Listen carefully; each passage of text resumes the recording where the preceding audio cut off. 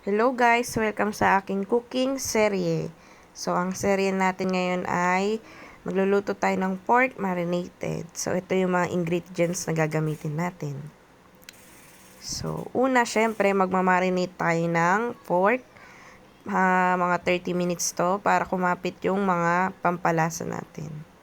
So, kapag sa tingin nyo kumapit na at 30 minutes na, syempre, ipiprito na natin to para maging crispy.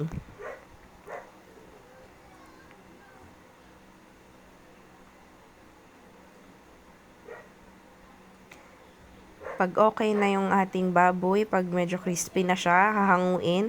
Tapos sa same pan, doon na rin tayo magsusutay ng bawang at sibuyas. Pagtapos natin isutay niyan, lalagay natin ang ating prinitong baboy or pork.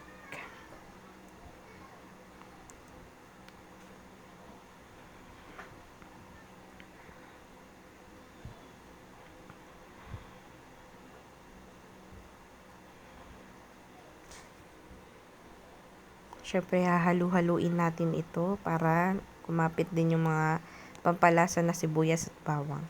Pagtapos, lalagyan na natin siya ng sabaw o tubig para mas sumarap. Marami siyang sabaw kasi Tapos yan, syempre, tatakpan natin yan at aantayin natin kumulo.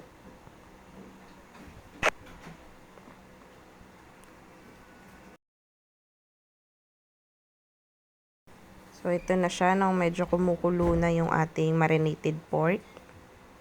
So, antayin lang natin yan kung malambot na to. And next is ito na ang ating finished product, ang ating marinated pork. Syempre, nilagyan na natin siya ng sibuyas para pampaganda. So, ayan lamang. Thanks for watching. Bye!